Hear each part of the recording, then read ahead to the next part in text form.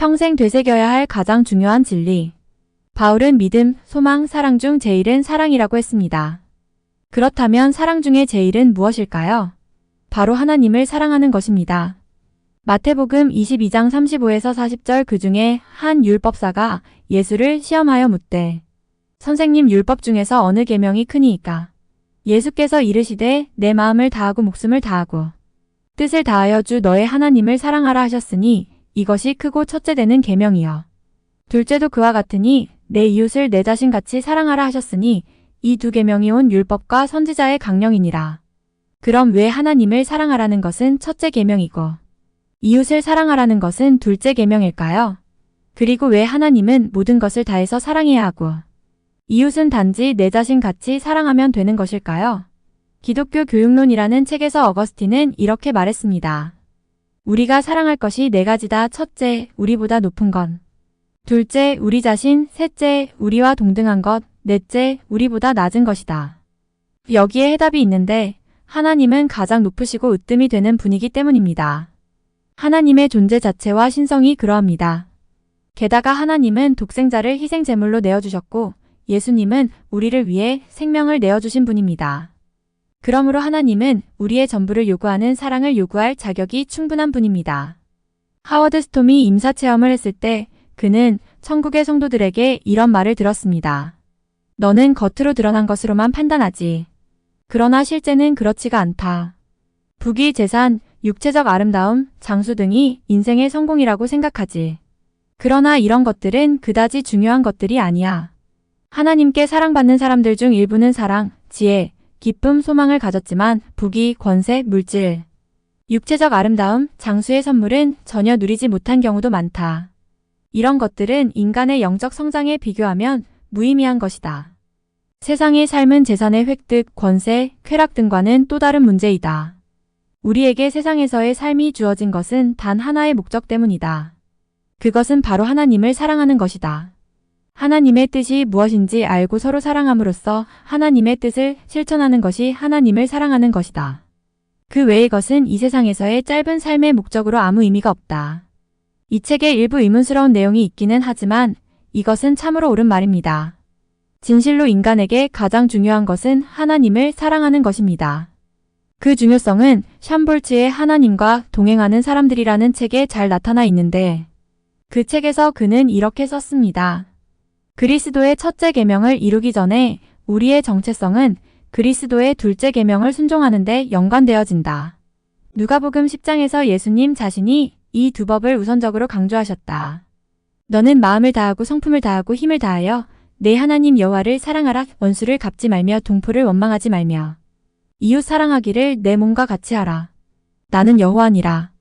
대부분의 기독교인은 형제를 사랑하라는 제2의 계명을 하나님을 사랑하라는 제1의 계명을 이루는 것으로 보는 사역의 패러다임을 가지고 있다.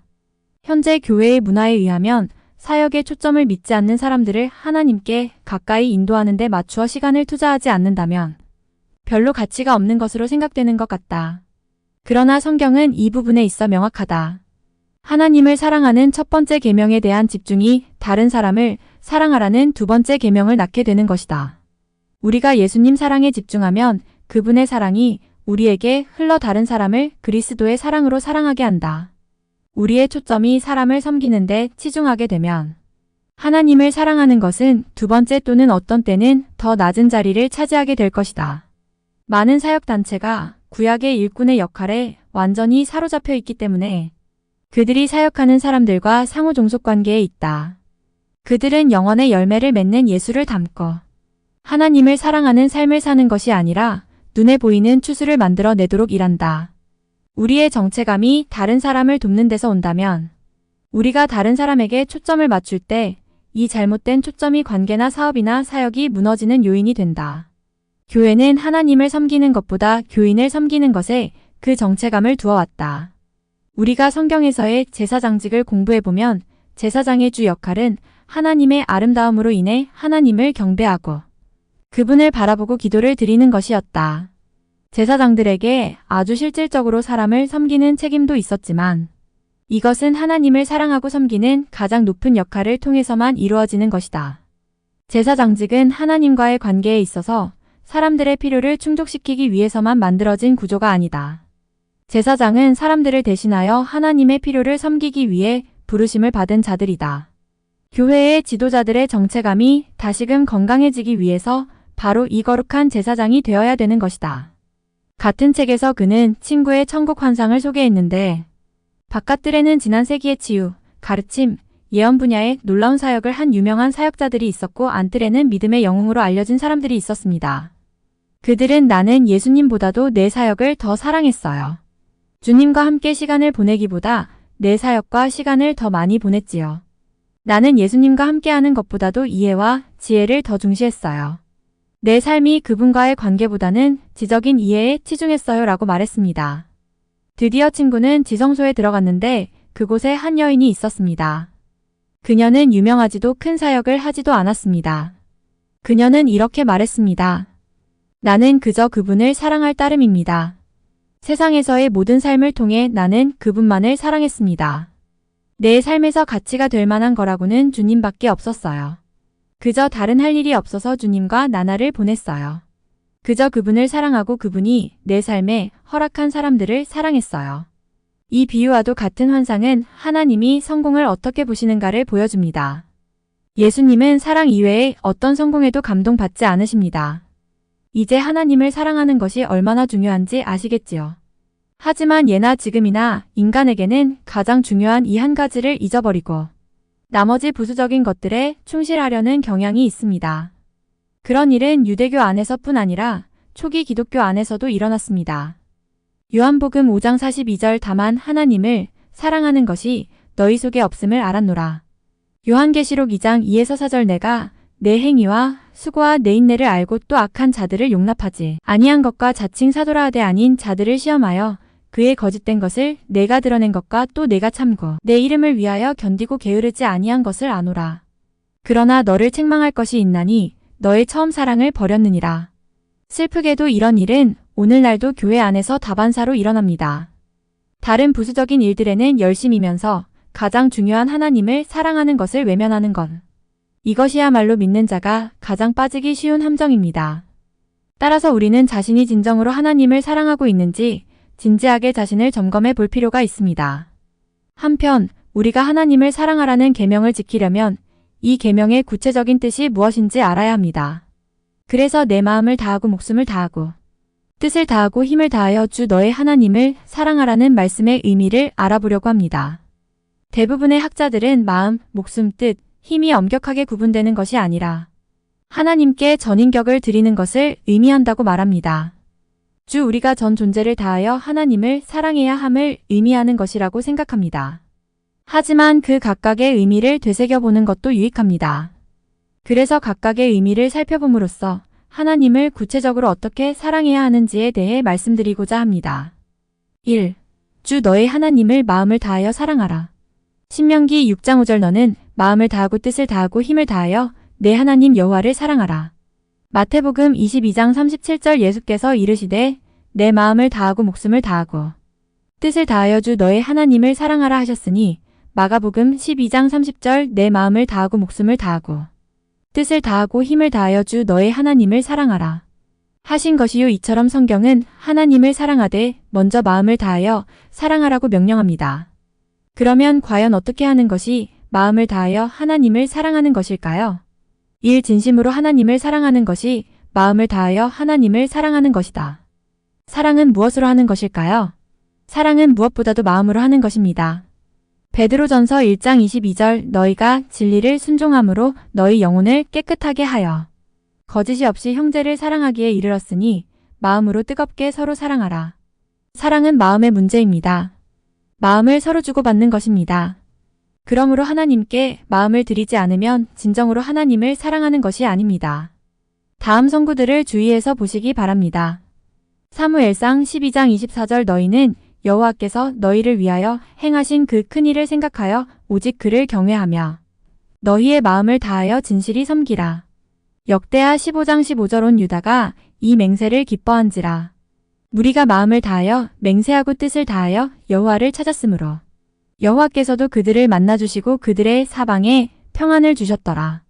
요엘 2장 12절 여호와의 말씀에 너희는 이제라도 금식하고 울며 애통하고 마음을 다하여 내게로 돌아오라 하셨나니 골로새서 3장 23절 무슨 일을 하든지 마음을 다하여 주께 하듯 하고 사람에게 하듯 하지 말라 마음을 다하여라는 표현이 진심으로와 관련이 되어 있지요.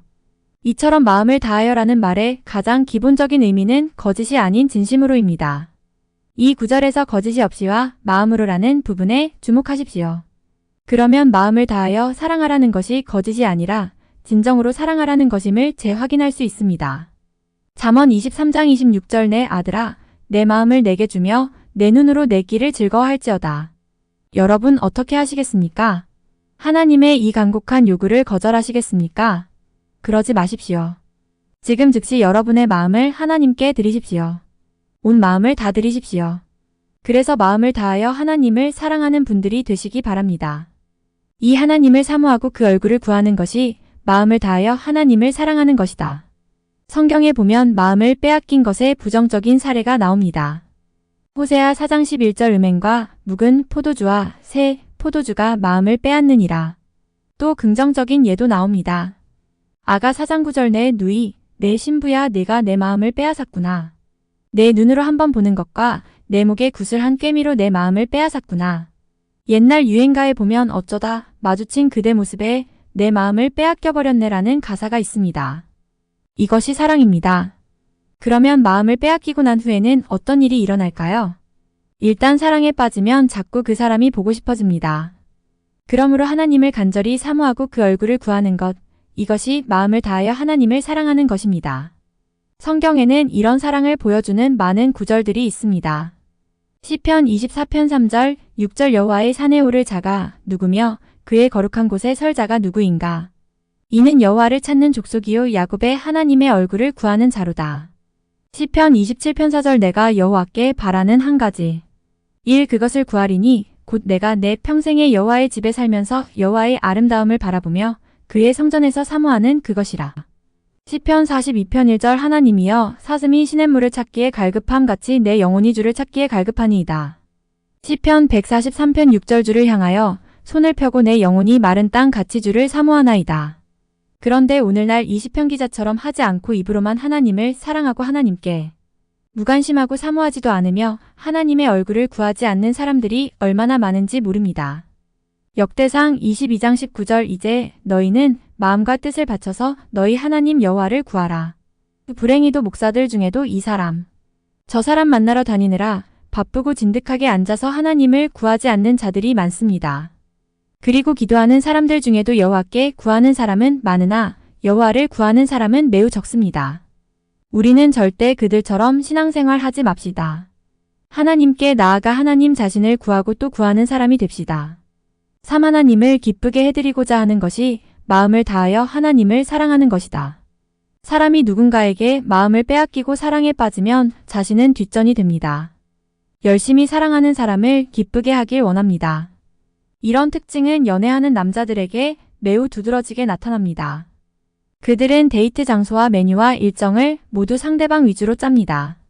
마치 이처럼 참사랑은 자기의 기쁨을 구하지 않고 상대방의 기쁨을 구하는 것입니다. 잠시 여러분이 누구를 가장 기쁘게 하길 원하는지 생각해 보십시오. 그 대상이 바로 여러분이 가장 사랑하는 사람입니다. 사람은 사랑하면 사랑할수록 거기에 비례해서 상대를 기쁘게 하길 원하게 마련이기 때문입니다. 고린도전서 7장 32에서 34절 너희가 염려 없기를 원하노라. 장가가지 않은 자는 주의 일을 염려하여 어찌하여야 주를 기쁘시게 할까 하되 장가간 자는 세상 일을 염려하여 어찌하여야 아내를 기쁘게 할까 하여 마음이 갈라지며 시집가지 않은 자와 처녀는 주의 일을 염려하여 몸과 영을 다 거룩하게 하려 하되 시집간 자는 세상 일을 염려하여 어찌하여야 남편을 기쁘게 할까 하느니라. 사랑은 상대방을 기쁘게 하길 원하는 것입니다. 우리는 이 구절을 통해 마음을 다하여 하나님을 사랑하는 것이 무엇인지 알 수가 있습니다. 그것은 바로 자기를 기쁘게 하지 않고 하나님을 기쁘시게 해드리길 원하는 것입니다. 누구보다 예수님을 뜨겁게 사랑한 바울은 이렇게 고백했습니다. 고린도후서 5장 9절 그런즉 우리는 몸으로 있든지 떠나든지 주를 기쁘시게 하는 자가 되기를 힘쓰노라. 그런데 우리는 어떠합니까? 과연 이것이 우리의 소원이고 목적입니까? 아니라면 회개하시고 지금부터라도 바울처럼 하나님을 기쁘시게 해드리길 진심으로 원하는 여러분 되시길 바랍니다. 하나님을 보배로 삼는 것이 마음을 다하여 하나님을 사랑하는 것이다. 마태복음 6장 21절 내 보물 있는 그곳에는 내 마음도 있느니라. 안 믿는 사람들의 가장 큰 보배가 무엇인지 아십니까? 부모나 자녀입니다. 실제로 여러분의 마음이 가장 가는 대상이 부모 혹은 자녀 아닙니까? 그런데 예수님은 이렇게 말씀하셨습니다.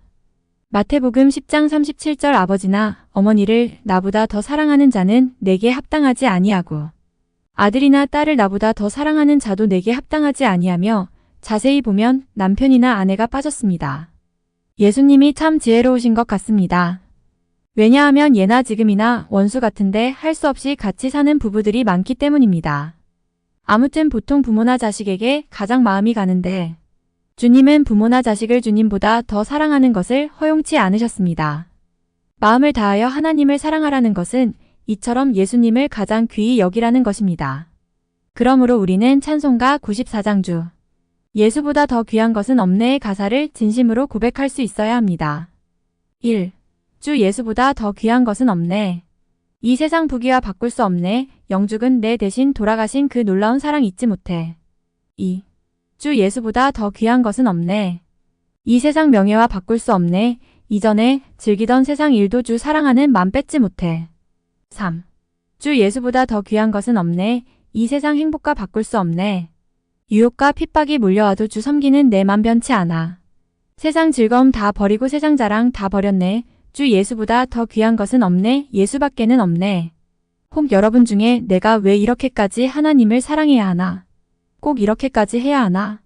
라는 생각이 드시는 분 있습니까? 우리가 이렇게 하나님을 사랑해야 하는 근본적인 이유는 그것이 마땅하기 때문입니다. 그 외에도 많은 이유들이 있지만 한 가지 꼭 말씀드리고 싶은 것은 하나님을 사랑하지 않으면 진짜로 행복해질 수 없다는 점입니다. 사랑이 없는 결혼은 행복하지 않습니다. 신앙생활과 사역도 마찬가지입니다. 하나님을 사랑하지 않으면 행복할 수가 없습니다. 최근에 교회 인터넷 카페에 어떤 성도님이 마음에 평안은 있지만 진정 하나님과 교제가 없고 행복하지 않은 저를 도와주세요 라는 글을 올렸습니다. 아마 공감하시는 분들이 많으셨을 것입니다. 하나님을 사랑하고 그분과 교제하지 않으면 그 누구도 진짜 행복해질 수 없습니다. 단지 말씀대로 사는 것만 가지고는 행복해질 수 없습니다. 하나님께 충성하는 것만 가지고도 행복해질 수 없습니다. 기도를 많이 하는 것만 가지고도 행복해질 수가 없습니다. 하나님을 진정으로 사랑하지 않는 한 인간은 불행합니다. 허전합니다. 공허합니다. 하나님을 진정으로 사랑하지 않는 한 마음의 천국을 맛볼 수 없습니다. 하나님을 진정으로 사랑하지 않는 한 행복해질 수가 없습니다. 이것은 썬다싱을 만나다라는 책에 나오는 3명의 구도자라는 우화에 매우 잘 나타나 있습니다. 어떤 현자가 여행 중에 3명의 순례자를 만났다. 첫째 순례자는 창백하고 야위었으며 두려움으로 움츠리고 있었다. 현자가 그에게 물었다. 왜 그렇게 두려워하십니까? 그는 머뭇거리다가 대답했다. 지금까지 내가 행한 모든 악이 나를 괴롭히고 있습니다. 알게 모르게 저지른 모든 악의 결과를 생각하니 두렵기만 합니다. 사람들이 지옥이라고 부르는 나락의 영원한 벌을 받을까봐 두렵습니다. 현자는 이렇게 말했다. 당신이 마음과 생각을 홀로 모든 지혜의 근원이신 하나님께 돌리지 않는 것이 슬프고 안타까울 뿐입니다. 그 대신 당신은 끊임없이 지옥을 두려워하며 살고 있습니다. 그러므로 당신의 순례는 참된 것이 아닙니다. 당신은 자신의 죄로 인한 영원한 형벌을 면하기 위해 순례를 하고 있습니다. 하나님께 뇌물을 드리듯 이 말입니다. 이런 방법으로는 결코 평안을 찾지 못할 것입니다. 둘째 순례자는 염려와 의심에 쌓여 있었다. 현자가 그에게 물었다. 왜 그렇게 슬픔과 걱정으로 가득한 얼굴을 하고 계십니까? 순례자가 대답했다. 천상의 복과 평안을 찾기를 간절히 원합니다. 그러나 찾지 못할까봐 두렵습니다. 현자는 그를 엄하게 꾸짖으며 말했다. 하나님의 창조하시는 능력과 사랑을 생각하지 못하다니 안타까울 뿐입니다. 이것만으로도 당신의 마음은 큰 경외심과 감사로 채워질 것입니다. 그러나 당신은 평안과 기쁨을 찾으려는 욕망으로 소진되고 있습니다. 당신은 자신의 이기적인 욕망을 채우기 위해 기도하고 있을 뿐입니다. 이런 기도는 가치가 없으며 결코 당신을 평안으로 인도하지 못할 것입니다. 얼마 후 현자는 기쁨과 만족으로 얼굴이 환히 빛나는 셋째 순례자를 만났다. 현자가 그에게 물었다. 당신의 기쁨과 평안의 비밀은 무엇입니까? 후 순례자는 이렇게 대답했다. 내 마음은 기쁨으로 가득합니다. 또한 나를 위해 길을 여시어 그분의 임재를 알게 하시며 그분과의 하나됨을 찾게 하신 하나님에 대한 감사로 충만합니다. 그분이 내 마음을 더욱 넓게 여셔서 마음과 뜻과 힘을 다해 그분을 사랑하고 오직 사랑으로 그분을 예배할 수 있게 하시기를 원합니다. 아마 이 우화에 나오는 세 번째 순례자는 썬다싱 자신일 것입니다. 썬다싱은 온 마음을 다해 주님을 사랑했습니다. 자기 약혼녀에게 나는 마음을 주님께 다 드렸기 때문에 당신에게 줄 마음이 없소. 하고 결혼하지 않고 평생 독신으로 살 정도였습니다. 그는 오직 주님을 원했고 주님만을 추구했습니다. 심지어 입신을 해도 그는 항상 주님 앞에만 머물렀습니다. 전에 내려오는 말에 의하면 그는 대화 중에 예수님 얘기만 나와도 마치 사랑에 빠진 여인이 사랑하는 사람을 바라보는 것처럼 눈빛과 얼굴빛이 변했다고 합니다. 저는 저와 여러분이 다 그렇게 되길 원합니다. 그래서 끝으로 동기부여 차원에서 그 말 앞에 엎디어에 나오는 한 간증을 소개해드리려 합니다. 제1의 영현. 어느 어두운 밤나는 기도하려고 혼자서 산림 가운데 들어갔다. 바위 위에 앉아 죽게 나의 깊은 소원을 내어놓고 도와주시기를 구하였다. 잠깐 있노라니 한 가난한 사람이 나를 향하여 오는 것을 보고 아마 구차한 사람이 나에게 구걸하러 오는 것이라고 생각하였다. 나는 그에게 말하기를 나는 아무것도 없는 사람이다. 가지고 있는 것은 다만 이 담요밖에 없다. 그대는 가까운 동네에 가서 구걸하는 것이 좋을 것이다 라고 하였다. 그런데 보라. 내 말이 끝나기도 전에 그는 번개와 같이 빛을 발하기 시작했다. 그리고 물 붓듯 하는 은혜를 나에게 부어주고 후련히 사라졌다. 이는 내가 사랑하고 섬기는 주님이시다. 나 같은 가련한 피조물에게서 아무것도 얻으려고 오신 것이 아니다. 나에게 은혜를 주고 부유하게 하려고 오신 것인 줄을 밝히 알았다. 그래서 나는 나의 미련하고 통찰력 없는 것을 슬피 울며 그곳을 떠났다. 제2의 영현. 다른 날 나는 일이 끝난 뒤 또 기도하려고 산림 가운데로 들어갔다. 앞서와 같이 바위 위에 올라앉아 어떤 축복을 빌까 하고 생각하기 시작하였다. 이렇게 하는 중에 다른 한 사람이 가까이 와서 섰다. 그의 소지품과 옷과 말과 행동을 보니 마치 택함을 받은 존귀한 하나님의 종 같았다. 그러나 그의 눈은 간교한 지혜와 교활한 빛이 나타나고 그가 말할 때는 지옥의 악취를 토하는 듯하였다. 그는 이렇게 말하였다. 거룩하고 존귀한 그대여, 귀하의 기도와 묵상에 방해되는 것을 용서하라. 남의 유익을 도모하고 그를 위하여 힘쓰는 것이 우리의 의무이다. 그러므로 나는 귀하의 앞에 중요한 것을 제안하려고 온 것이다. 귀하의 순결하고 사심없는 생애는 다만 나뿐 아니라 많은 경건한 사람들에게 깊은 감동을 주고 있다. 귀하는 하나님의 거룩한 이름으로 다른 사람을 위하여 몸과 영혼까지도 희생하고 있음에도 불구하고 정당한 인정을 받지 못하고 있다. 내 말의 뜻은 귀하가 하나의 그리스도인이 되는 것은 다만 수천의 신자가 귀하의 감화에 들어오는데 불과하다는 것이다. 또 그 가운데 어떤 사람들은 귀하를 믿지 않는다. 그러나 만일 귀하가 인도교나 이슬람교에 들어온다면 얼마나 그보다 나을 것인가. 실로 거대한 단체의 지도자가 될 것이다. 그들은 귀하 같은 영적 지도자를 구하고 있다. 만일 귀하가 나의 제안을 받아들인다면 3억과 1천만의 인도교와 이슬람교의 신도들은 귀하의 지도를 따르며 귀하를 존경하게 될 것이다. 이 말을 듣자마자 나는 다음과 같이 소리를 질렀다. 너 사탄아, 이곳을 떠나라. 나는 내가 양의 가죽을 쓴 이리인 것을 곧 알았다. 내가 한 가지 원하는 것은 내가 십자가를 지고 좁은 길을 향하는, 즉 생명길을 버리고 멸망의 넓은 길을 취하는 바로 그것이다. 나의 주는 나의 전체요 나의 일체이다. 그는 자기의 생명을 나를 위하여 버렸다. 그것이 나로 하여금 나의 생명과 모든 것까지 바쳐서 그로 하여금 나의 전체가 되게 한 것이다. 그러므로 너는 나를 떠나라. 나는 너와는 아무 관계도 없다. 이 말을 듣고 그는 노하여 중얼거리며 떠나갔다. 그리고 나는 눈물로써 기도하며 주께 나의 영을 바쳤다. 나의 주이신 하나님이여, 나의 생명의 생명, 나의 영의 영이시여. 긍휼로써 나를 살피시며 성령을 부어주소서. 나의 마음은 당신을 버리고 달리 바칠 만한 사랑의 전당이 없나이다. 나는 생명과 모든 것의 부여자인 당신 자신 외에는 당신에게서 아무 은혜도 구하지 않습니다. 세상과 그 중에 보배와 하늘까지도 요구하지 않나이다. 다만 당신을 사모하며 또 구하옵나이다. 당신의 계신 곳 거기가 천국이므로 내 마음의 기갈은 다만 이것을 지어주신 당신에 의하여서만 만족할 수 있나이다. 나의 창조주여, 당신은 나의 마음을 다만 당신을 위하여서만 지은 것이여. 다른 아무것도 위한 것이 아니옵니다. 그러므로 나의 이 마음은 당신 아니고서는 평화와 휴식을 얻을 수 없나이다. 나를 창조하시고 또 평안을 구하는 욕구를 주신 당신 안에서만 나는 만족할 수 있습니다. 그러므로 나의 마음에서 당신을 거역하는 모든 것을 없이 하여 주시고 내 마음 안에 들어와 계시며 이와 같이 영원히 지배하여 주시옵소서.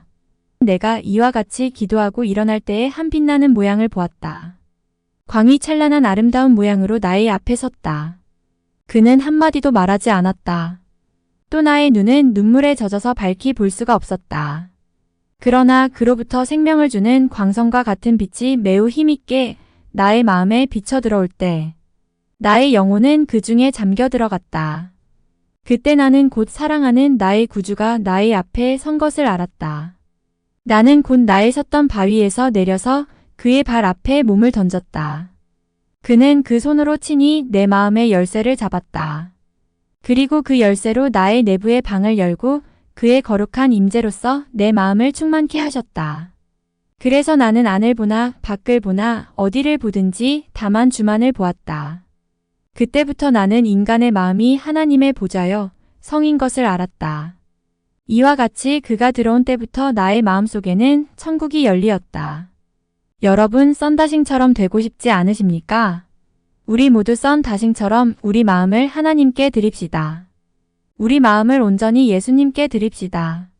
말로만이 아니라 마음을 다하여 진실로 하나님을 사랑하는 사람이 됩시다. 그럴 때 죽어서 천국에 가는 것이 아니라 여러분 마음에 놀라운 천국이 임할 것입니다.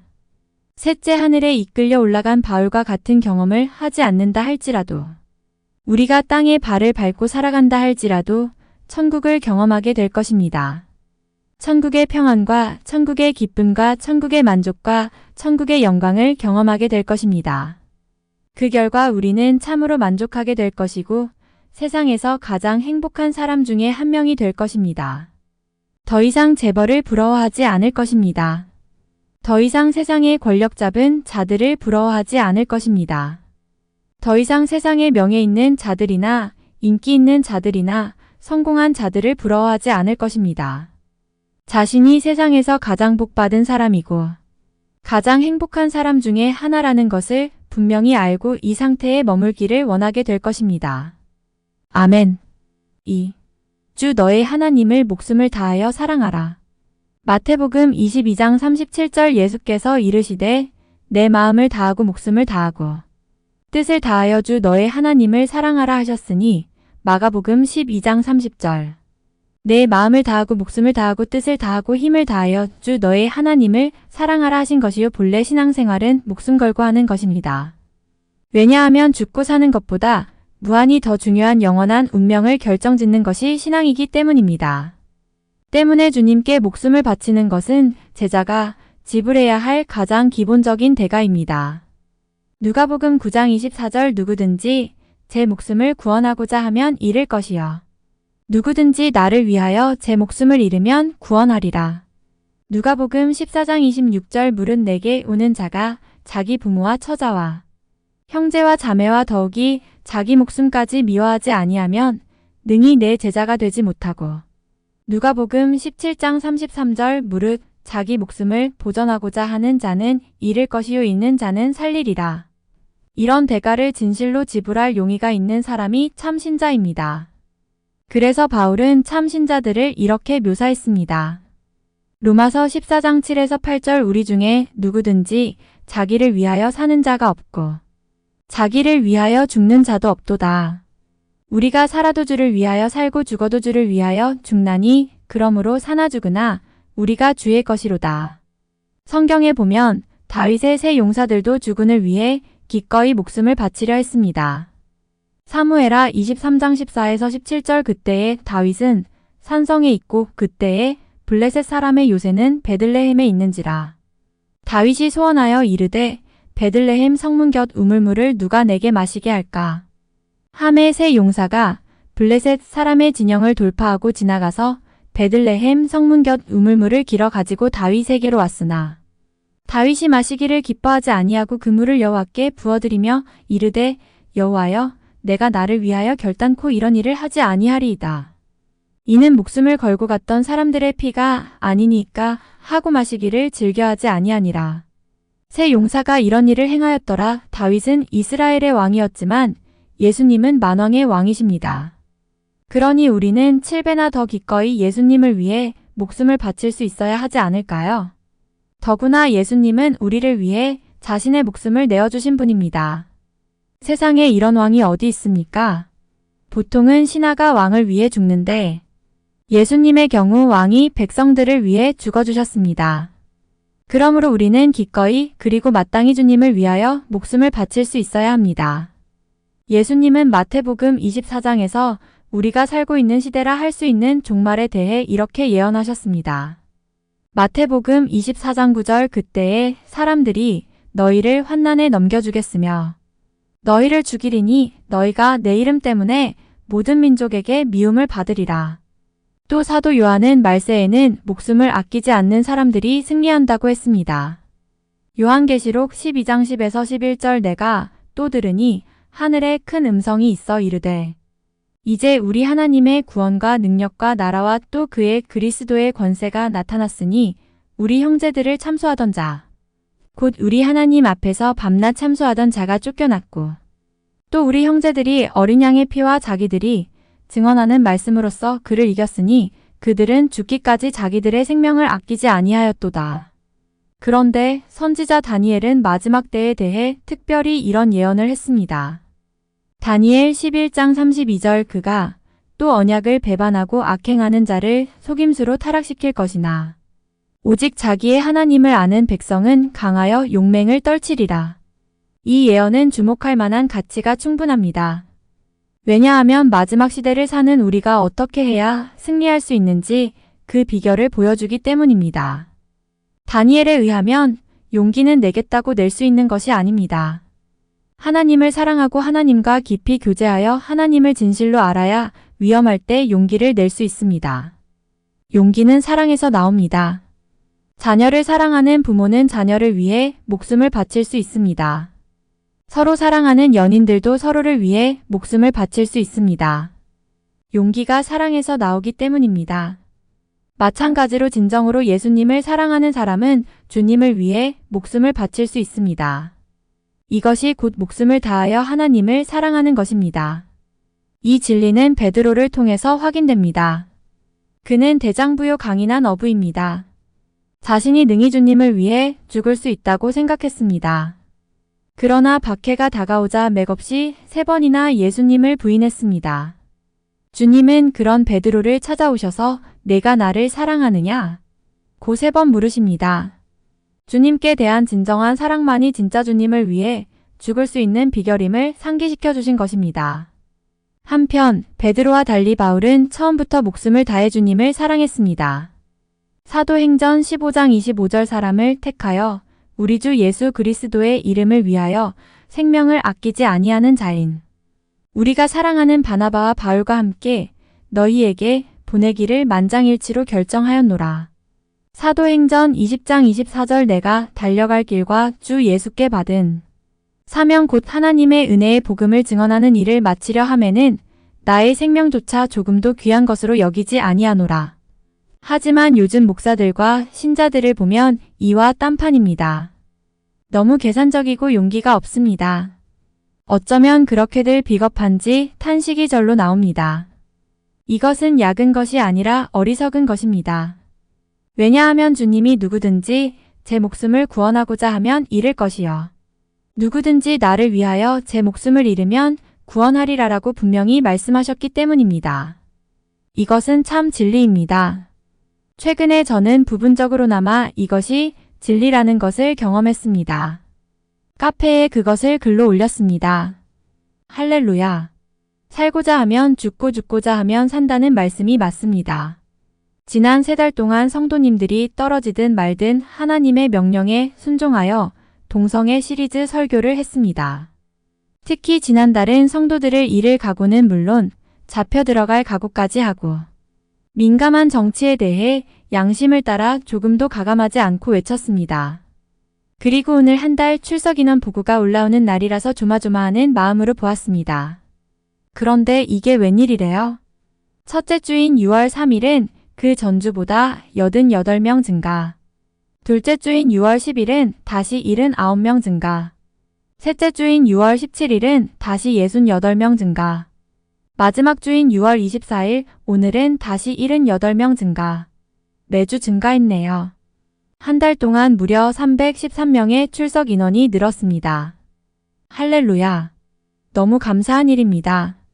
주님께 감사드리고 사랑하는 사람들과 두중인 전도단의 수고에도 감사드리고 축복합니다. 진실로 살려고 하면 살 것 같은데 죽고자 하면 죽을 것 같은데 삽니다. 그러므로 비굴하게 살지 말고 목숨을 다해 하나님을 사랑하는 저와 여러분 됩시다. 우리가 주님께 바칠 수 있는 최고의 사랑은 돈이나 시간이 아닙니다. 우리의 목숨입니다. 요한복음 15장 13절 사람이 친구를 위하여 자기 목숨을 버리면 이보다 더 큰 사랑이 없나니 에스더처럼 죽으면 죽으리라. 주기철 목사님처럼 일사각오로 하나님을 섬기는 것입니다. 그것이 목숨을 다하여 하나님을 사랑하는 것입니다. 그러므로 우리 모두 이런 사랑으로 예수님을 사랑하도록 합시다.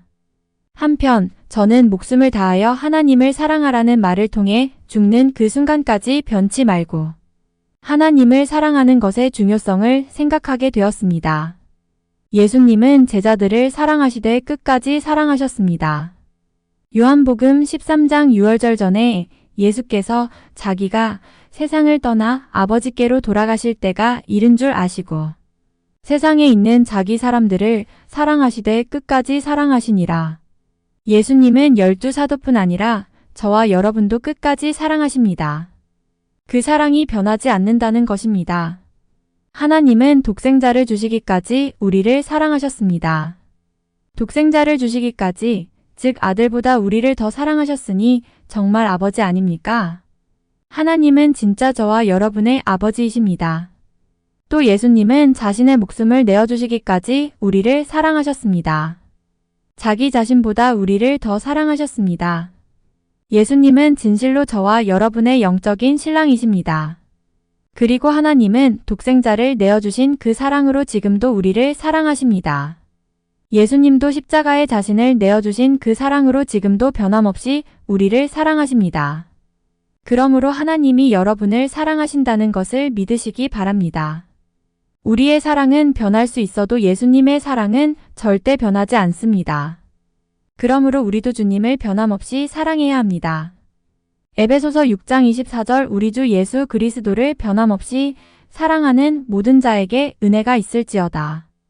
요한계시록 2장과 3장에 보면 주님은 낙원에서 보좌에 이르기까지 모든 것을 이기는 자들에게 약속하셨습니다.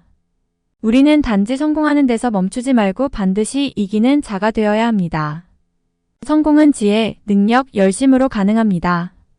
그러나 이기는 것은 그것들로는 역부족입니다. 에베소 교회에 대한 주님의 책망에 나타나 있듯이 이기는 자가 되려면 반드시 처음 사랑을 잃지 말고 끝까지 주님을 사랑해야 합니다. 릭 조이너의 책에도 이것이 잘 나타나 있습니다. 천국에 승리한 자들을 만나본 후 깊이 깨달은 것을 그는 이렇게 기록했습니다. 실족한 자들은 여러 가지 다른 방법으로 넘어졌다. 반면 끝까지 승리한 자들은 모두 한 방법으로 그것을 달성했다. 그들은 모두 첫 계명이며 가장 큰 계명 하나님을 사랑하는 것에 대한 헌신에서 이탈하지 않았던 것이다. 하나님을 끝까지 사랑하는 것, 이것이 최후 승리의 비결입니다. 문제는 하나님뿐 아니라 마귀도 이것을 알고 있다는 것입니다. 그래서 릭 조이너는 이렇게 경고했습니다. 하나님을 사랑하는 것은 우리의 가장 높은 목표이기 때문에 그것이 우리 삶에서 가장 우선시되는 초점이어야 합니다. 그렇기 때문에 교회를 향한 원수의 가장 기만적이고 치명적인 공격들 가운데 하나는 이러한 궁극적 축으로부터 우리 관심을 다른 곳으로 돌리려는 것입니다. 그런즉 우리 모두 다시 한번 하나님을 끝까지 사랑하는 것의 중요성을 마음에 새깁시다. 생의 마지막 순간까지 그중 요성을 절대로 잊지 맙시다. 그래서 끝까지 변함없이 주님을 사랑하는 저와 여러분이 됩시다. 3. 주 너의 하나님을 뜻을 다하여 사랑하라. 신명기 6장 5절 너는 마음을 다하고 뜻을 다하고 힘을 다하여 내 하나님 여호와를 사랑하라. 마가복음 12장 30절 내 마음을 다하고 목숨을 다하고 뜻을 다하고 힘을 다하여 주 너의 하나님을 사랑하라 하신 것이요. 여기서 뜻은 헬라어로 디아노이아라고 하며 생각, 마음, 이해력을 의미합니다. 고전 헬라어 문헌의 용법에 따르면 디아노이아는 생각이라는 기본적 의미를 가지며 어떠한 기능으로서의 생각, 생각하는 행위, 생각하는 능력, 이해력, 사유의식, 정신, 영혼, 사고방식, 성격, 사고행위의 결과로서 생각, 사상, 의견, 판단, 비유적으로 의지, 의도, 결정, 의향을 의미합니다. 따라서 저는 뜻을 다하여 하나님을 사랑하라는 명령의 의미를 단계적으로 세 가지로 생각해 볼 수 있다고 생각합니다. 1. 기도만 하지 말고 진리를 사랑하고 말씀을 사모하라. 하나님을 사랑하는 것은 하나님과 교제하기 위해 기도만 많이 하는 것을 의미하지 않습니다. 성경은 기도를 권장할 뿐 아니라 놀랍게도 이렇게 경고합니다. 잠언 28장 9절 사람이 귀를 돌려 율법을 듣지 아니하면 그의 기도도 가증하니라. 저는 기도만 많이 하고 설교를 잘 듣지 않는 사람을 믿지 않습니다. 아니 그런 사람을 경계합니다. 서울은 물론이고 특히 지교회 담당 목회자들은 잘 들으시기 바랍니다. 기도를 많이 하고 은사가 많고 봉사 잘하고 헌금을 아무리 많이 하더라도 설교에 은혜 받지 못하는 사람을 믿지 마십시오. 그런 사람을 중요한 일꾼이나 사역자로 세우지 마십시오. 드문 일이긴 하나 어떤 교역자들은 자기에게 잘하면 그 사람이 좋은 사람인 줄 압니다. 이것은 교역자의 마음이 바르지 않고 자기중심적이기 때문에 일어나는 일입니다. 아무리 자기에게 잘해도 진리를 사랑하지 않고 설교의 은혜를 받지 못하면 그런 사람은 절대로 바른 사람이 아닙니다. 그러므로 중요한 일꾼으로 세우면 안 됩니다. 이것을 꼭 명심하시기 바랍니다. 많은 이들이 성령 역사에 대해 오해하는데 기도 많이 하고 방언을 비롯해서 성령의 은사나 현상들이 강하게 나타나면 성령이 강하게 역사하고 있다고 생각합니다. 그러나 그렇지 않습니다. 그곳에 진리가 역사하고 있지 않으면 그것은 거품에 지나지 않습니다. 요한복음 8장 47절 하나님께 속한 자는 하나님의 말씀을 듣나니 너희가 듣지 아니함은 하나님께 속하지 아니하였음이로다. 요한복음 10장 27절 내 양은 내 음성을 들으며 나는 그들을 알며 그들은 나를 따르느니라. 요한복음 18장 37절 내가 이를 위하여 태어났으며 이를 위하여 세상에 왔나니 곧 진리에 대하여 증언하려 함이로라. 무릇 진리에 속한 자는 내 음성을 듣느니라. 요한일서 4장 6절 우리는 하나님께 속하였으니 하나님을 아는 자는 우리의 말을 듣고 하나님께 속하지 아니한 자는 우리의 말을 듣지 아니하나니 진리의 영과 미혹의 영을 이로써 아느니라. 부흥이 일어날 때 나타나는 여러 가지 현상들을 다룬 책에서 조나단 에드워즈는 성경에서 하나님의 역사라고 입증하는 사실들 중 진짜 하나님의 역사라는 증거에 대해 이렇게 썼습니다. 사람들이 감동을 받아 거룩하신 하나님의 말씀을 더욱더 사모하게 될 때 그 말씀이 진리이며 하나님께서 내려주신 말씀이라는 사실을 더욱더 신뢰하게 될 때 우리는 분명히 하나님의 영께서 역사하신다고 결론 지을 수 있다. 맞습니다. 성령의 은사나 영적인 현상과 더불어 이런 일이 일어나야 올바른 성령의 역사입니다. 이것이 빠지고 없으면 경계해야 합니다.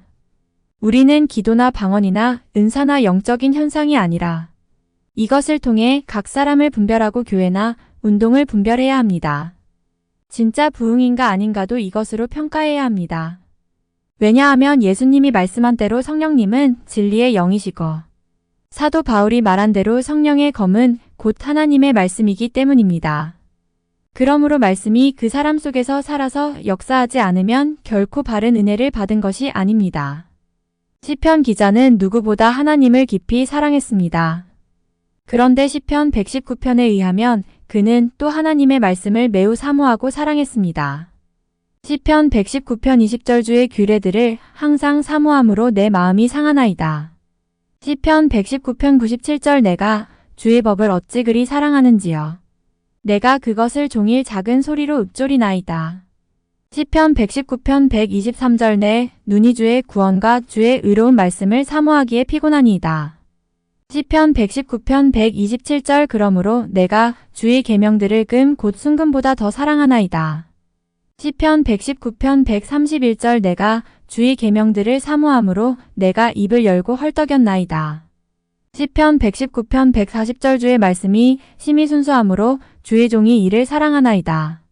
시편 119편 163절 나는 거짓을 미워하며 싫어하고 주의 율법을 사랑하나이다. 시편 119편 167절 내 영혼이 주의 증거들을 지켜 싸우며 내가 이를 지극히 사랑하나이다. 이처럼 이 두 가지가 함께 가야 합니다. 우리가 누군가를 사랑하려면 먼저 그 사람을 알아야 합니다. 데이트를 통해 그 사람에 대해 더 알아가면서 사랑도 깊어집니다. 하나님과 우리의 관계도 예외가 아닙니다. 바울은 이렇게 썼습니다. 빌립보서 1장 9절 내가 기도하노라. 너희 사랑을 지식과 모든 총명으로 점점 더 풍성하게 하사. 사랑은 지식과 총명으로 인해 점점 더 풍성케 됩니다. 한 예로 마리아를 생각해 보십시오. 그녀는 예수님이 집에 오셨을 때 주님 곁에서 말씀을 청종하는 데 집중했습니다. 그 후 식사 준비에 여념이 없었던 마르다와 달리 자신의 전 재산인 옥합을 깨뜨려 주님께 부을 정도로 주님을 깊이 그리고 온전히 사랑했습니다. 이처럼 진리를 사랑하고 말씀을 잘 들어야 불건전한 신비주의에 빠지지 않습니다. 그리고 주님을 제대로 사랑할 수가 있습니다. 이것이 곧 뜻을 다하여 하나님을 사랑하는 것의 첫걸음입니다. 이 설교에 은혜 받는 데서 멈추지 말고 그대로 행하라. 우리는 뜻을 다하여 하나님을 사랑해야 합니다. 그런데 앞에서 소개한 대로 뜻이라는 단어는 의지 즉 하나님께서 인간에게 주신 귀한 선물인 자유의지를 가리킵니다. 인간은 자유행위자인 까닭에 자기 뜻대로 죄를 지을 수도 있고 예수님처럼 나의 원대로 마옵시고 아버지의 원대로 하옵소서 하며 하나님의 뜻에 복종할 수도 있습니다. 그러므로 뜻을 다하여라는 표현은 특히 순종과 관련이 있습니다. 신명기 26장 6절 오늘 내 하나님 여호와께서 이 규례와 법도를 행하라고 내게 명령하시나니 그런즉 너는 마음을 다하고 뜻을 다하여 지켜 행하라. 신명기 30장 2절 너와 내 자손이 내 하나님 여호와께로 돌아와 내가 오늘 내게 명령한 것을 온전히 따라 마음을 다하고 뜻을 다하여 여호와의 말씀을 청종하면 열왕기하 23장 3절 왕이 단 위에 서서 여호와 앞에서 언약을 세우되 마음을 다하고 뜻을 다하여 여호와께 순종하고 그의 계명과 법도와 율례를 지켜 이 책에 기록된 이 언약의 말씀을 이루게 하리라 하매 백성이 다 그 언약을 따르기로 하니라. 이 구절들에서 뜻을 다하여가 모두 말씀에 순종하는 것과 관련이 있습니다. 이처럼 뜻을 다하여 하나님을 사랑하라는 것은 하나님의 말씀에 순종하라는 것입니다. 믿음과 행함뿐 아니라 사랑과 순종도 서로 불가분의 관계입니다. 이것은 예수님과 사도 요한의 말에 분명히 나타나 있습니다. 요한복음 14장 15절 너희가 나를 사랑하면 나의 계명을 지키리라. 요한복음 14장 21절 나의 계명을 지키는 자라야 나를 사랑하는 자니 나를 사랑하는 자는 내 아버지께 사랑을 받을 것이요 나도 그를 사랑하여 그에게 나를 나타내리라. 요한복음 14장 23절 예수께서 대답하여 이르시되 사람이 나를 사랑하면 내 말을 지키리니 내 아버지께서 그를 사랑하실 것이요 우리가 그에게 가서 거처를 그와 함께하리라. 요한일서 5장 3절 하나님을 사랑하는 것은 이것이니 우리가 그의 계명들을 지키는 것이라. 그의 계명들은 무거운 것이 아니로다. 여러분 하나님을 사랑하십니까? 이렇게 물으면 사람들은 쉽게 예라고 대답합니다. 그러나 여러분은 하나님의 뜻대로 사십니까? 라는 질문에는 그렇지 못합니다. 이것은 모순입니다. 왜냐하면 정말로 하나님을 사랑하면 그 뜻대로 살게 되어 있기 때문입니다. 하나님의 말씀대로 살고 있지 않은 자는 정말로 하나님을 사랑하고 있는 것이 아닙니다. 릭 조이너는 하나님을 사랑하는 것의 힘에 대해 이렇게 말했습니다. 단지 하나님을 사랑하는 것만으로도 우리의 마음속에 있는 대부분의 악을 극복할 것이며, 그리고 그것은 세상의 악에 대한 가장 강력한 무기이기도 합니다. 잭 디어 교수 역시 비슷한 이런 말을 했습니다. 하나님의 아들을 향한 열정은 우리 마음속에 있는 1000가지 악을 정복할 것이다. 왜 하나님의 뜻대로 사는 것이 어려운 줄 아십니까? 그것은 하나님보다 자기를, 하나님보다 돈을, 하나님보다 세상을, 하나님보다 쾌락을 더 사랑하기 때문입니다. 다시 말해서 하나님을 충분히 사랑하지 않기 때문입니다. 한편 어떤 이들은 단지 하나님께 순종하는 것으로 하나님을 사랑하는 것을 대신하려고 합니다. 그러나 하나님의 계명은 단지 의지로 지키는 것이 아닙니다. 사랑으로 지켜야 합니다. 그런 순종이라야 하나님이 기뻐하시는 온전한 순종입니다. 월터 마샬은 성화의 신비라는 책에서 이렇게 썼습니다. 하나님께서 신자에게 바라시는 거룩은 영적인 것이다. 겉으로 드러나는 선행과 사랑만을 진정한 순종이라 하지 않는다. 순종은 물론 겉으로 드러나야 한다. 그러나 그것만으로는 참된 거룩이 될 수 없다. 참된 거룩은 마음에서 나온다. 거룩한 생각과 동기와 감정이 바로 참된 거룩이다. 이런 거룩은 주로 사랑으로 이루어지고 모든 다른 선행도 사랑에서 나온다. 우리가 행하는 모든 선은 이런 내적인 생명에서 흘러나오는 것이어야 한다. 그렇지 않으면 하나님께서 받으실 만한 것이 될 수 없다. 하나님께서는 온 마음과 뜻과 힘과 정성을 다해 하나님을 사랑하라고 명하신다. 베니인도 같은 말을 했습니다. 하나님께서는 단순히 우리가 그분의 법에 순종하는 것을 좋아하지 않는다는 사실을 알 수 있었다. 오직 하나님께서는 우리가 그분을 사랑하기 때문에 그분의 법 따르기를 진정으로 원하고 계신 것이다. 결국 가장 첫째 되는 계명은 너는 마음을 다하고 성품을 다하고 힘을 다하여 내 하나님 여호와를 사랑하라는 말씀이다. 그리고 모든 계명은 하나님을 사랑하는 것을 그 기초로 하고 있다. 그러므로 우리에게 필요한 것은 단순히 순종하고자 하는 의지가 아니라 하나님께 대한 사랑입니다. 하나님을 사랑해야 합니다. 그래서 예수님의 순종과 같은 순종을 하나님께 올려드려야 합니다. 요한복음 14장 31절 오직 내가 아버지를 사랑하는 것과 아버지께서 명하신 대로 행하는 것을 세상이 알게 하려 함이로라. 하나님을 사랑하는 것과 하나님께 순종하는 것은 인과율에 의해 하나로 묶여 있습니다. 그러므로 하나님을 사랑함으로 하나님께 순종해야 합니다. 이것이 곧 뜻을 다하여 하나님을 사랑하라는 계명에 대한 참 순종입니다. 3. 하나님을 수단이 아닌 목적으로 사랑하기로 뜻을 정하라. 성경에서 뜻이라는 단어는 여러 가지 의미로 쓰입니다. 먼저 뜻은 의미를 가리킵니다. 창세기 41장 11절 나와 그가 하룻밤에 꿈을 꾼즉 각기 뜻이 있는 꿈이라. 신명기 17장 11절 곧 그들이 내게 가르치는 율법의 뜻대로 그들이 내게 말하는 판결대로 행할 것이요 또 뜻은 의지를 가리킵니다. 출애굽기 32장 14절 여호와께서 뜻을 돌이키사 말씀하신 화를 그 백성에게 내리지 아니하시니라. 또한 뜻은 결심을 가리킵니다. 다니엘 1장 8절 다니엘은 뜻을 정하여 왕의 음식과 그가 마시는 포도주로 자기를 더럽히지 아니하리라 하고 앞에서 우리는 뜻의 첫째와 둘째 의미를 살펴보았습니다. 이제 뜻의 세 번째 의미에 대해 설명해 드리겠습니다. 시편 24장 3에서 6절 여호와의 산에 오를 자가 누구며 그의 거룩한 곳에 설 자가 누구인가. 곧 손이 깨끗하며 마음이 청결하며 뜻을 허탄한 데에 두지 아니하며 거짓 맹세하지 아니하는 자로다. 그는 여호와께 복을 받고 구원의 하나님께 의를 얻으리니 이는 여호와를 찾는 족속이여 야곱의 하나님의 얼굴을 구하는 자로다. 우리가 여호와의 산에 오르며 그의 거룩한 곳에 서기를 원하면 뜻을 허탄한 데 두지 말아야 합니다. 그런데 아시나요? 하나님이 아닌 다른 것에 뜻을 두는 것은 모두 허탄한 것입니다. 그것이 목회나 선교나 사역이라도 마찬가지입니다. 그러므로 우리는 오직 하나님께 우리의 뜻을 두어야 합니다. 그리스도를 본받아라는 책에서 주님은 궁극적인 목적에 대하여라는 주제로 이렇게 말씀하셨습니다.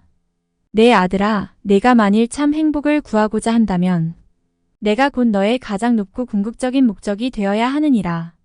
이렇게 하고자 노력할 때 흔히 내 자신과 주위에 더섭는 피조물에만 쏟았던 너의 애정과 사랑은 순수하고 정결케 될 것이니라.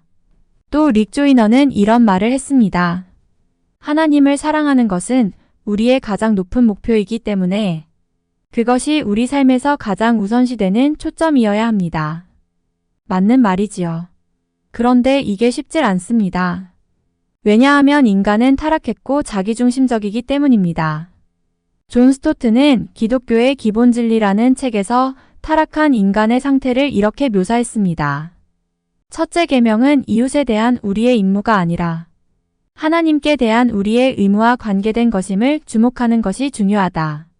우리는 하나님을 먼저 사랑해야 한다. 그 다음 이웃을 우리 자신처럼 사랑해야 한다. 따라서 하나님께서 정하신 순서는 하나님 먼저, 이웃이 둘째, 나는 마지막이다. 죄는 이 순서를 바꾸는 것이다. 우리는 우리 자신을 첫째에 두고 이웃을 둘째에, 그리고 하나님은 뒤 구석 어디에 둔다. 귀중한 나에게 라는 자서전을 쓴 텀블이라는 사람은 우리 모두가 스스로를 생각하는 것에 대해 표현하고 있다. 어린이 파티에 아이스크림이 나왔을 때 터져나오는 소리는 한결같이 나 먼저 이다. 우리는 성장함에 따라서 그런 말을 하지 않아야 함을 배우게 된다. 그러나 마음속에서는 여전히 그렇게 한다. 원죄에 대한 템플 대주교의 정의는 이 사실을 완벽하게 설명해준다. 나는 내가 보는 세계의 중심이다. 시야는 내가 서 있는 위치에 의해 결정된다.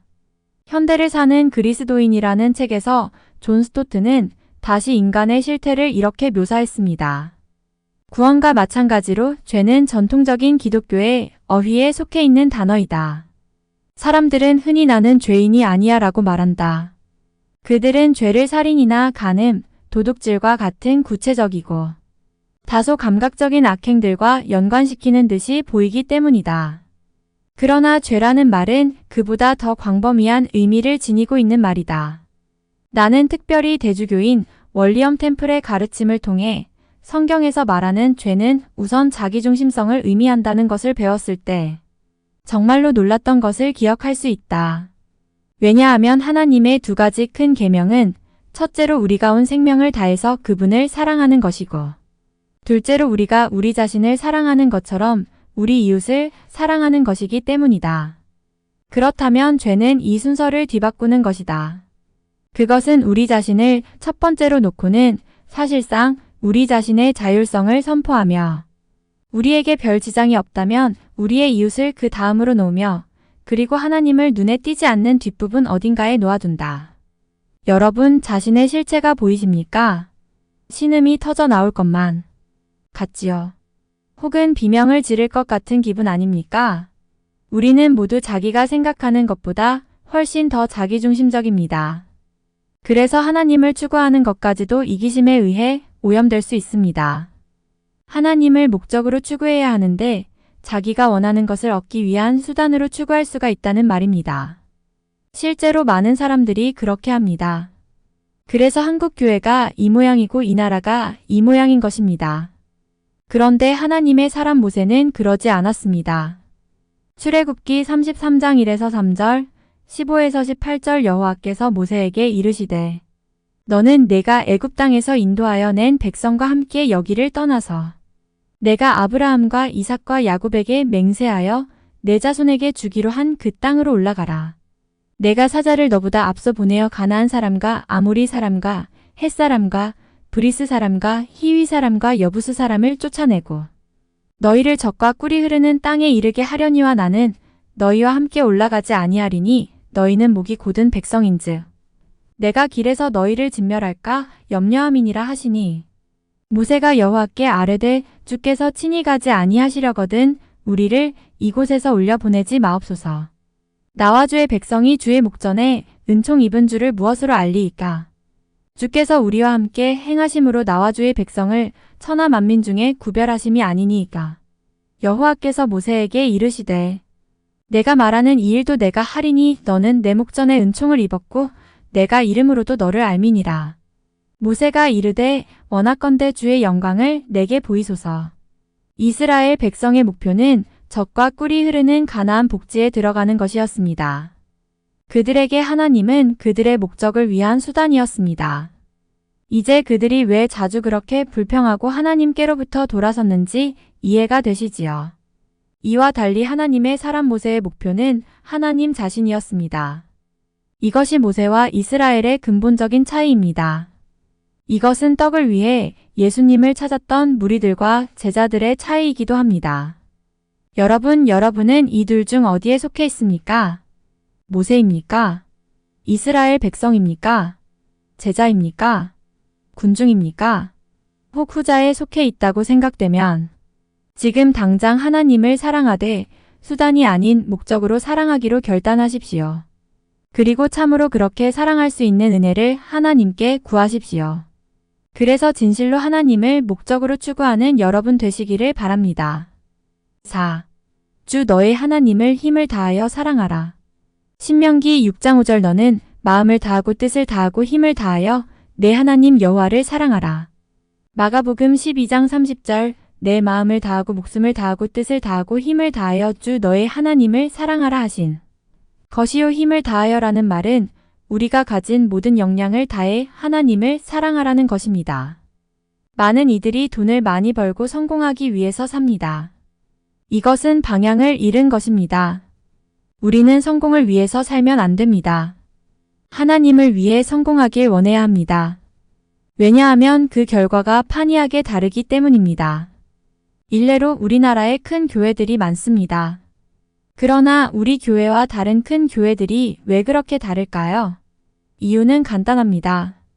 많은 이들이 야망이나 교회 성장주의에 빠져서 큰 교회를 꿈꾸었습니다.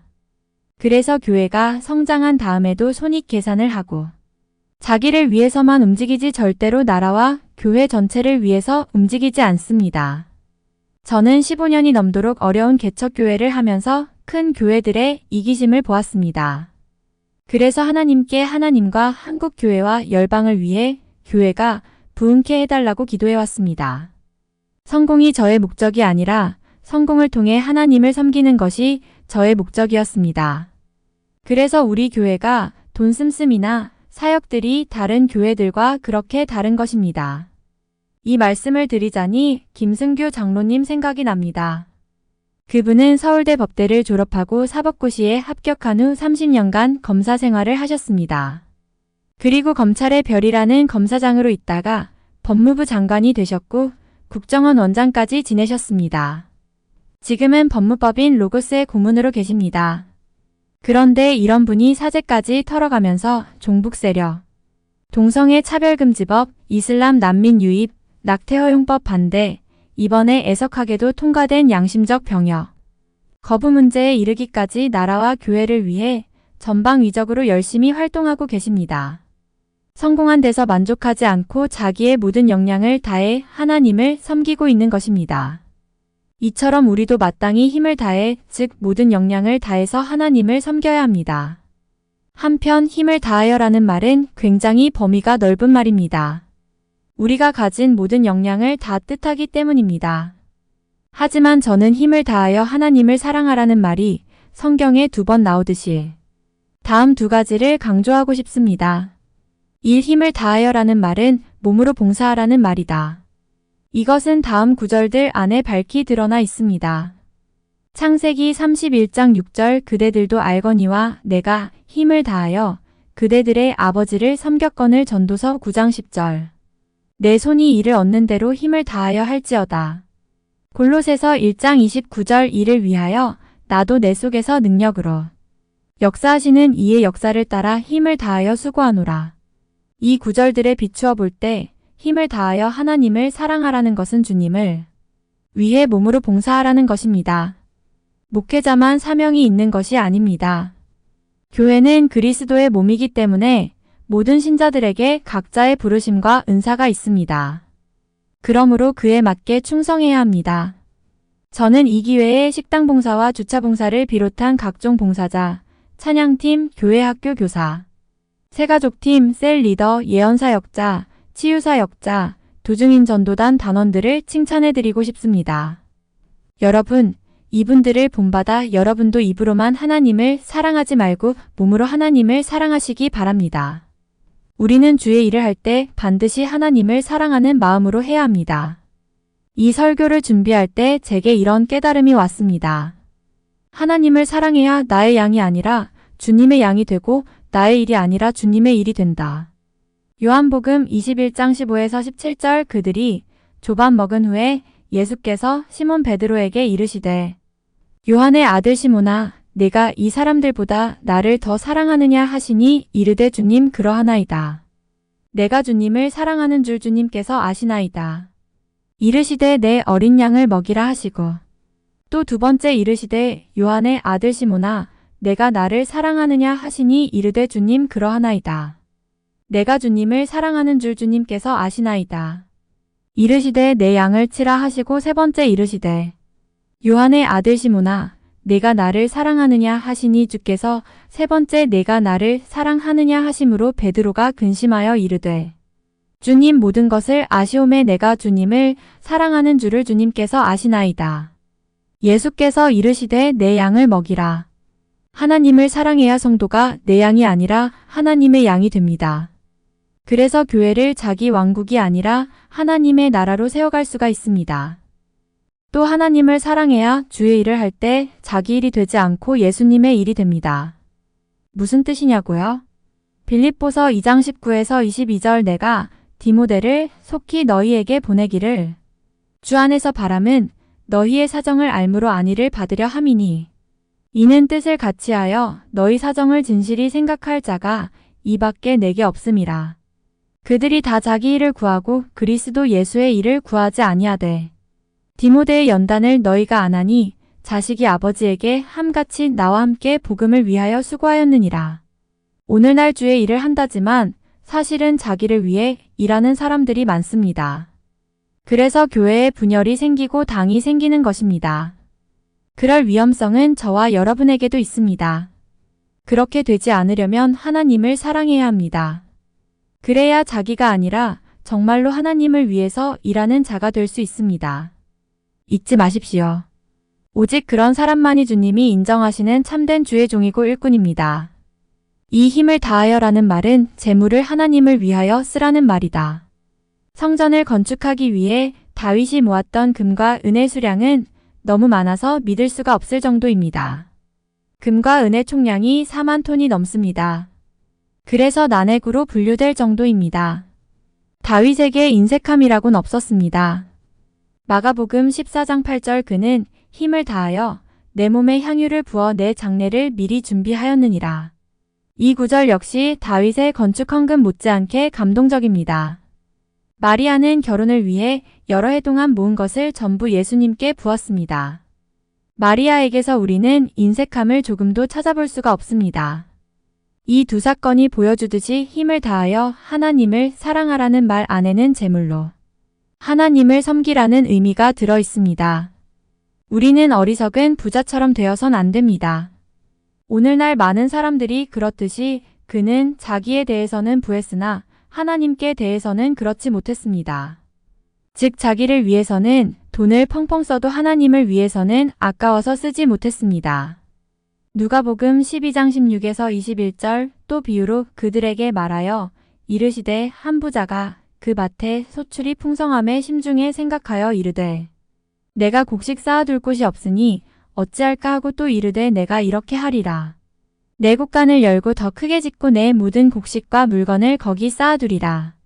또 내가 내 영혼에게 이르되 영혼아 여러 해 쓸 물건을 많이 쌓아두었으니 평안히 쉬고 먹고 마시고 즐거워하자 하리라 하되 하나님은 이르시되 어리석은 자의 오늘 밤에 내 영혼을 도로 찾으리니 그러면 내 준비한 것이 누구의 것이 되겠느냐 하셨으니 자기를 귀하여 재물을 쌓아두고 하나님께 대하여 부여하지 못한 자가 이와 같으니라. 우리는 자기뿐 아니라 하나님을 위해 재물을 사용해야 합니다. 이것은 선택이 아니라 필수입니다. 왜냐하면 예수님이 하나님과 재물을 겸하여 섬길 수 없다고 못 박으셨기 때문입니다. 마태복음 6장 24절 한 사람이 두 주인을 섬기지 못할 것이니 호기를 미워하고 저를 사랑하거나 호기를 중히 여기고 저를 경히 여김이라. 너희가 하나님과 재물을 겸하여 섬기지 못하느니라. 설마 하나님을 섬길 마음이 없는 것은 아니시지요? 그렇다면 속히 재물에 대한 주권을 포기하고 하나님의 청지기가 되십시오. 하나님과 재물을 같이 섬기는 것은 원천적으로 불가능합니다. 왜냐하면 탐심은 곧 우상숭배이기 때문입니다. 골로새서 3장 5절 그러므로 땅에 있는 지체를 죽이라. 곧 음란과 부정과 사욕과 악한 정욕과 탐심이니 탐심은 우상숭배니라. 하나님과 우상을 함께 섬길 수 있습니까? 즉 부처와 예수님을 함께 섬길 수 있습니까? 없지요. 마찬가지로 하나님과 재물을 함께 섬기는 것은 불가능한 일입니다. 그래서 예수님, 이주님을 따르기 위해 지불해야 할 대가 중 하나로 다음과 같이 말씀한 것입니다. 누가복음 14장 33절 이와 같이 너희 중에 누구든지 자기의 모든 소유를 버리지 아니하면 능히 내 제자가 되지 못하리라. 예수님과 부자 청년과의 대화가 보여주듯이 예수님은 이 원칙을 절대로 타협하지 않으십니다.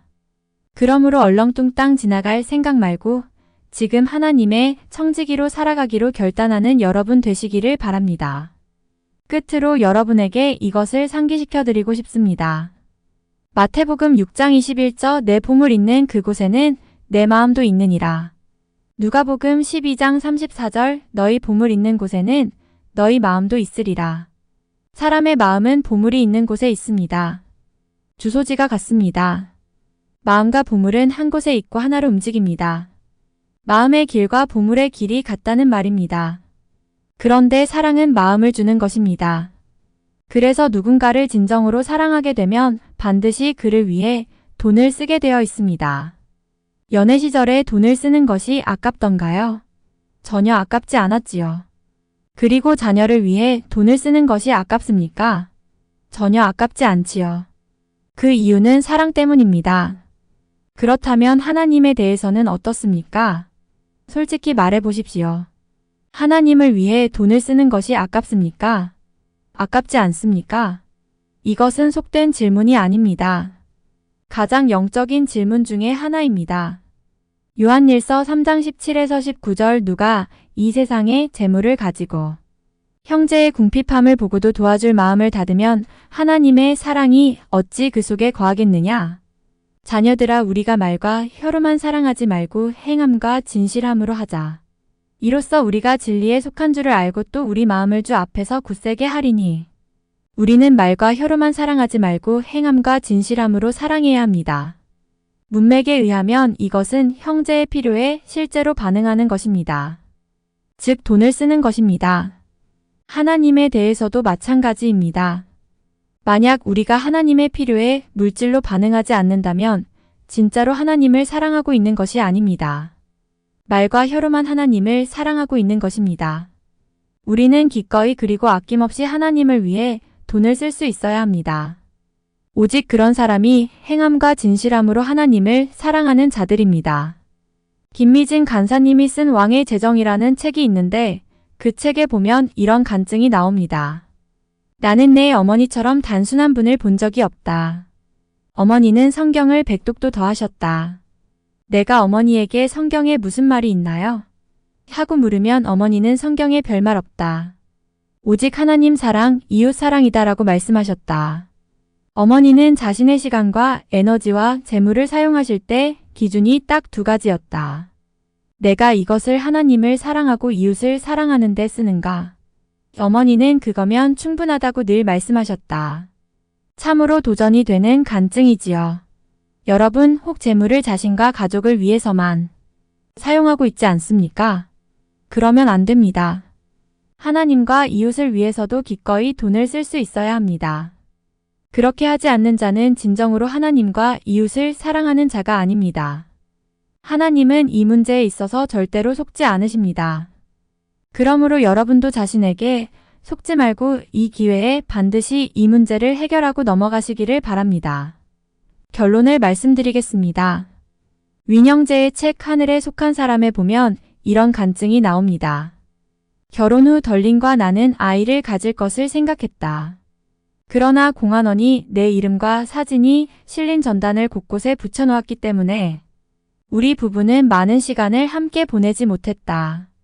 그런데 체포되기 전 비밀리에 집에 들어간 적이 있는데 그때 아내가 임신을 했다. 그리고 얼마 뒤 나는 투옥되었다. 어느 날 밤 나는 주님이 주시는 선명한 꿈을 꾸었다. 아내가 행복한 표정으로 사내 아이를 안고 다가와 상냥하게 물었다. 우리 아기 이름을 뭐라고 지을까요? 나는 꿈속에서 아이를 받아 안았다. 그때 아브라함이 아들을 이삭이라고 이름 지은 성경 구절이 번뜩 스쳐갔다. 내가 아내에게 이삭이라고 합시다라고 말하자 아내가 미소를 지으며 깊은 낯으로 아이를 데리고 사라졌다. 꿈에서 깨어난 나는 다시 잠을 이루지 못했다. 내가 본 꿈이 무엇을 의미하는 것일까 곰곰이 생각해 보았다. 이튿날 1984년 4월 19일 아침 좋은 소식이 들려왔다. 내 아내가 사내 아이를 낳았다.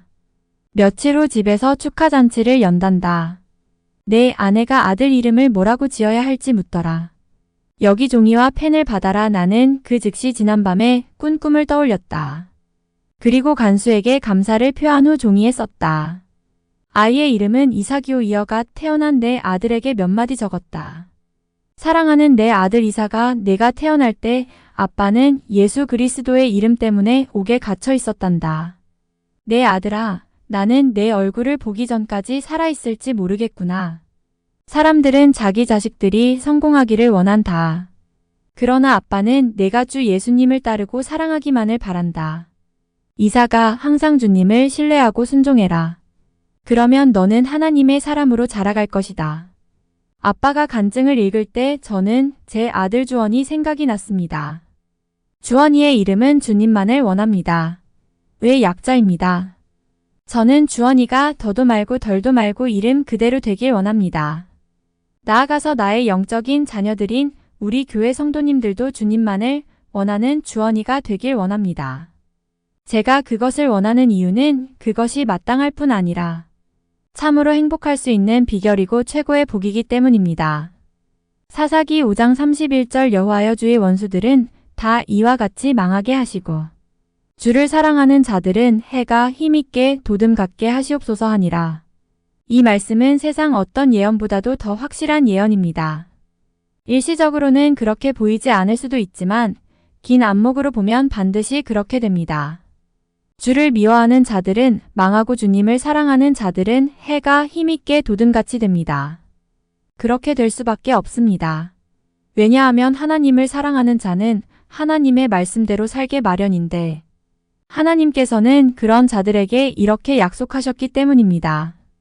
신명기 28장 1에서 14절 내가 내 하나님 여호와의 말씀을 삼가 듣고 내가 오늘 내게 명령하는 그의 모든 명령을 지켜 행하면 내 하나님 여호와께서 너를 세계 모든 민족 위에 뛰어나게 하실 것이라. 내가 내 하나님 여호와의 말씀을 청종하면 이 모든 복이 내게 임하며 내게 이르리니 성읍에서도 복을 받고 들여서도 복을 받을 것이며 내 몸의 자녀와 내 토지의 소산과 내 짐승의 새끼와 소와 양의 새끼가 복을 받을 것이며 내 주리와 떡 반죽 그릇이 복을 받을 것이며 내가 들어와도 복을 받고 나가도 복을 받을 것이니라. 여호와께서 너를 대적하기 위해 일어난 적군들을 내 앞에서 패하게 하시리라. 그들이 한 길로 너를 치러 들어왔으나 내 앞에서 7길로 도망하리라. 여호와께서 명령하사 내 창과 내 손으로 하는 모든 일에 복을 내리시고 내 하나님 여호와께서 내게 주시는 땅에서 내게 복을 주실 것이며 여호와께서 내게 맹세하신 대로 너를 세워 자기의 성민이 되게 하시리니 이는 내가 내 하나님 여호와의 명령을 지켜 그 길로 행할 것임이니라. 땅의 모든 백성이 여호와의 이름이 너를 위하여 불리는 것을 보고 너를 두려워하리라. 여호와께서 내게 주리라고 내 조상들에게 맹세하신 땅에서 내게 복을 주사 내 몸의 소생과 가축의 새끼와 토지의 소산을 많게 하시며 여호와께서 너를 위하여 하늘의 아름다운 보고를 여시사 내 땅의 때를 따라 비를 내리시고 내 손으로 하는 모든 일에 복을 주시리니 내가 많은 민족에게 꾸어줄지라도 너는 꾸지 아니할 것이여. 여호와께서 너를 머리가 되고 꼬리가 되지 않게 하시며 위에만 있고 아래에 있지 않게 하시리니 오직 너는 내가 오늘 내게 명령하는 내 하나님 여호와의 명령을 듣고 지켜 행하며 내가 오늘 너희에게 명령하는 그 말씀을 떠나 좌로나 우로나 치우치지 아니하고 다른 신을 따라 섬기지 아니하면 이와 같으리라. 십자가는 천국이다라는 책에서 인도의 성자 썬다싱은 이렇게 말했습니다. 당신은 오직 한 마음을 가지고 그것을 주님께 바치라. 그러면 당신은 주님을 받고 그와 함께 모든 것을 받게 될 것이다. 빌 잔슨이 말한 대로 하나님을 사랑하는 한 가지가 사실은 전부입니다. 그러므로 우리는 오직 이 한 가지를 우리의 목표로 삼고 살아가야 합니다. 끝으로 신명기 30장 6절에 보면 이렇게 기록되어 있습니다. 내 하나님 여호와께서 내 마음과 내 자손의 마음에 할례를 베푸사 너로 마음을 다하며 뜻을 다하여 내 하나님 여호와를 사랑하게 하사 너로 생명을 얻게 하실 것이며 여러분, 이 기도보다 더 필요한 기도가 있을까요? 이 시간 우리 모두 자신과 사랑하는 자녀들과 가족들에게 이와 같은 마음의 할례를 행해달라고 간절히 기도합시다.